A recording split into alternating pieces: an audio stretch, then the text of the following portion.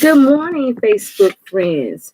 I am Nikisha Harris, and I am the owner and the Master Life Coach, Educator, and Minister for Ignite the Gift LLC. I wanted to say good morning to you and welcome to 2021. If I haven't given you that welcome already, we made it over. And even though we're still facing some major challenges, we're still dealing with COVID. We still, even though we're only hours away from a new president, we're still dealing with a political and racial climate that most of us have never seen before. We've only read about these types of situations, but today we're actually living it. But I'm coming here today because yesterday I introduced you all to one of my new journals that I am launching called Mindfully Me. Now, in 2020, I did a 21-day challenge, 21-day mindfulness challenge. And we talked about what it meant to be mindful. We talked about the fact that being mindful means having focused attention, having a heightened sense of awareness about the present moment. That means actually allowing yourself to be engaged and focused and have focused thinking about nature, about the things that we're listening to, the words that are in the songs that we're listening to, about our bodies, paying attention to what our bodies feel like and what they sound like, and how our breathing goes throughout our bodies.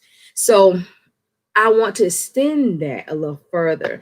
And I created a mindfulness journal called Mindfully Me. And what it is not a challenge. It's journaling where you're given a question to reflect on. You're doing your mindfulness exercises based on the question that is presented to you for that day.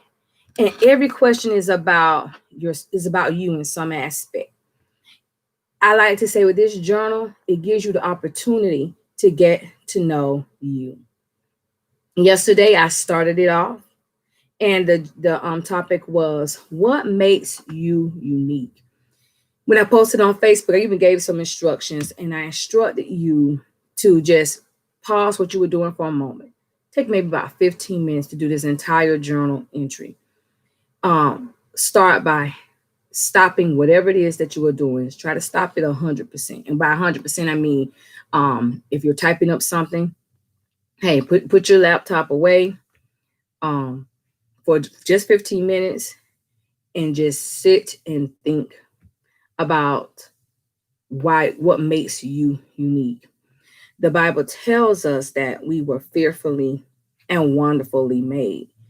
And by fearfully, it simply means that great caution and intention was taken in making us. It wasn't just freestyle. It was planned and coordinated. Our very creation individually, each one of us, down from our complexion to the texture of our hair, to the sound of our voices, to the skills and talents and gifts that God invested in us. We were fearfully made. He didn't just throw us together.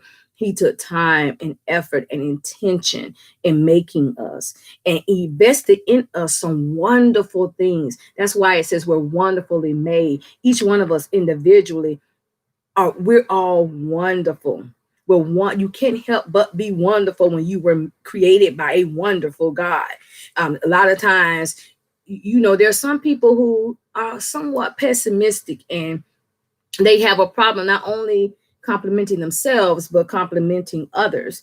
But the Bible is clear, and that's if you are a believer in the Word of God, that we are wonderfully made. You are wonderful, despite what you have done, despite the things that you think you don't have, despite all the different shortcomings. And if you think your life is just going in this cycle where it seems like you're always going down, it's simply because you have not discovered the wonderful that was placed inside of you. You were wonderfully and fearfully made. It wasn't just, let me just throw something together when you were created. That was not it. Down to the shape of your eyes, to the even the construction of your belly, but everything about you was fearfully made.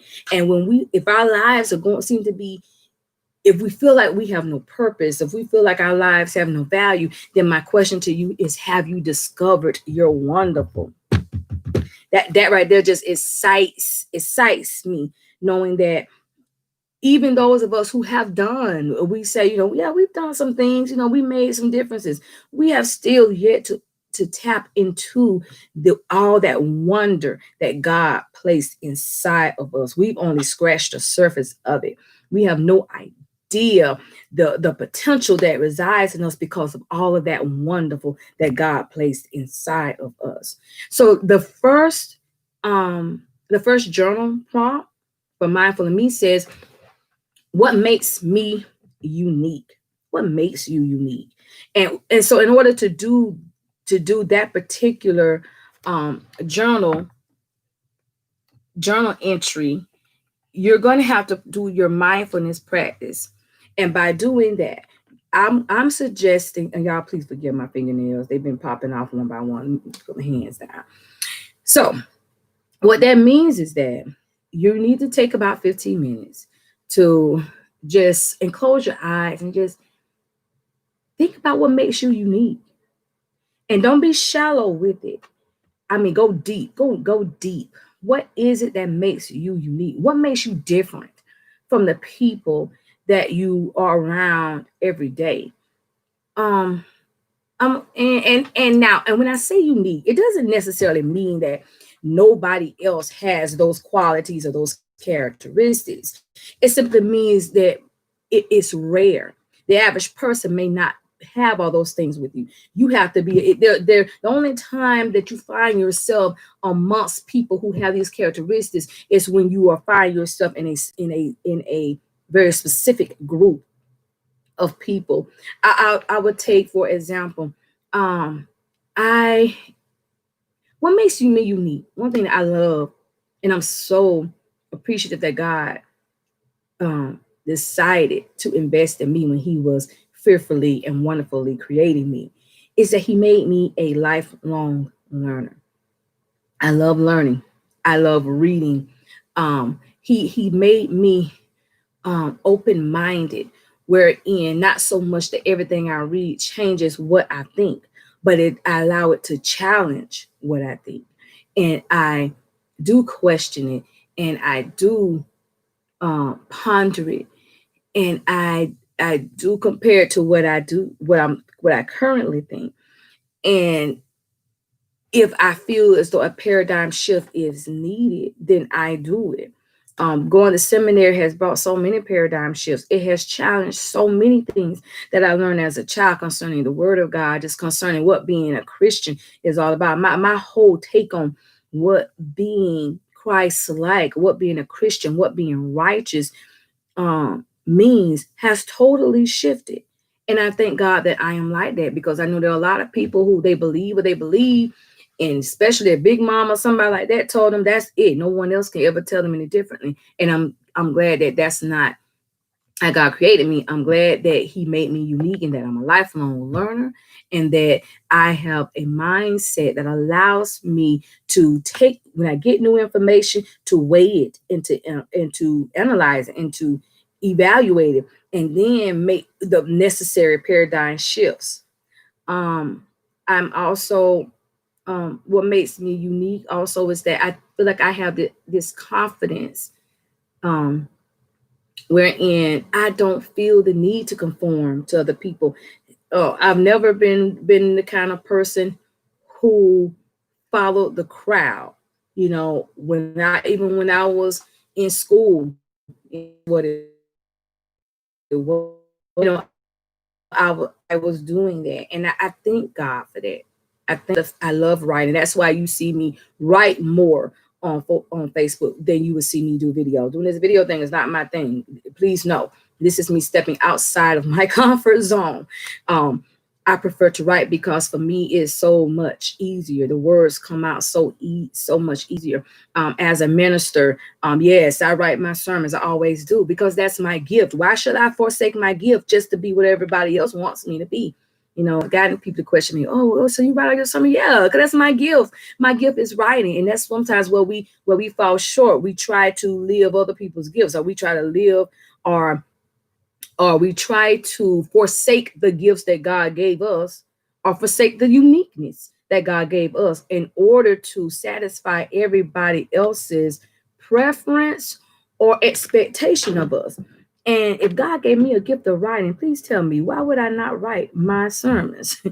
Now, I may stray from them sometimes. I may ad lib through them, but there's going to be a full sermon there. And I promise you're going to get a much better sermon from me written down than you would with me just freestyling. Even now, you hear me on Facebook. If what I was doing right now, if I was writing this down, it would be even better, more structured. You wouldn't hear all these or you definitely want to read these because this is not the gift. Now, with that being said, because I don't want to lead you all to think that you should only just do your gifts and nothing else, because your gifts can help you expand into other realms, into other gifts and talents. You having a growth mindset. I have a growth mindset and what that means is that anything right now that is not consider a gift, is not a talent or not a part of my skill set. I have the belief that I can't obtain it, because I can take the gifts that God has given me and I can use those gifts to expand me in other areas. For example, I'm an entrepreneur. I have a tutoring business. I have a t-shirt line. I do master life coaching. Am I a businesswoman? I won't say that I was that was part of my gift, doing business, but what my gift is, in addition to writing, my gift is also teaching. So, and I just told you I'm a lifelong learner, and it's those gifts that allow me to learn what it is to be an entrepreneur. It allows me to. That's what allowed me to learn what it means to go into business, to know these different things, and then my writing ability is what allowed me to be able to create that business plan, to be able to create the different things that you see on my t-shirts, or even on my Facebook page, when I'm let you know about something new that I am doing. So those are the gifts. That's what makes me unique. I love who I am. If I had my choice, are there a list of gifts that I would say, oh God, can you throw me that gift too right now? I would love to have the gift to just get on the piano and just play. That's what my bucket is to learn how to play the piano. I would love to be able to do that. There's so many other things that I wish I was able to do, just naturally do. But with all that being said, I'm so grateful for the way God decided to gift me. And that's what I want everyone else to do. So today, take your time. If you didn't do it yesterday, take the time to just be mindful, to practice mindfulness, and concentrate on yourself about 15 minutes. Concentrate on all the wonder that God placed in you. Remember, you were fearfully, meaning carefully, with intention, with great effort, with strategy, meticulously, every detail about you. That's how God made you. He didn't just throw you together. And you are also wonderfully made, which means there's so much awesomeness in you that you probably won't tap in to all that awesomeness that God has placed inside of you. But I challenge you today, take the time today to just concentrate on who you are. Concentrate on the abilities that you have. Concentrate on your mindset. Concentrate on your ability to solve problems and how you handle things, and just everything about you, so that you can discover the uniqueness in you, because you, once again, were fearfully and wonderfully made. Thank you for clicking on this video, and listening to what I have to say. Again, I am the owner of Ignite the Gift, and I'm also do Ignite the Gift. In me. Also, hey, go on to Amazon. Go to Amazon.com, and find Nikisha Harris, author Nikisha Harris, and click follow. And when you do that, you have access to all of my journals. Anything that I publish on Amazon, you would be able to access. Also, go on to Shopify. Ignite the Gift 2020 at shopify.com. And you will see my t-shirt line. And also from that link, from that page, you can also access my journals on Amazon. Once again, thank you. And don't forget, be mindful. It's time that you get to know you. And also ignite the gifts that God has invested in you. Bye-bye.